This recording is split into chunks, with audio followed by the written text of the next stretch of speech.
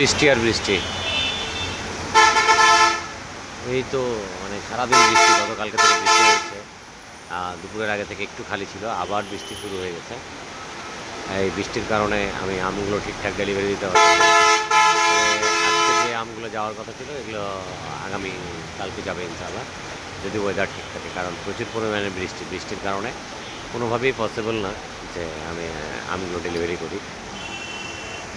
একটু বাতাস খাচ্ছি, দোকানে বসে বসে একটু বাতাস খাচ্ছি, আর আপনাদেরকে দেখানোর চেষ্টা করতেছি চমৎকার বৃষ্টি হচ্ছে।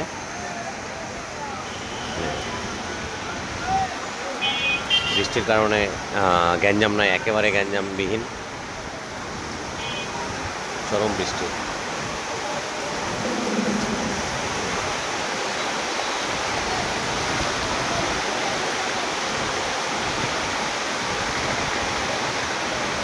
আকাশে মেঘ।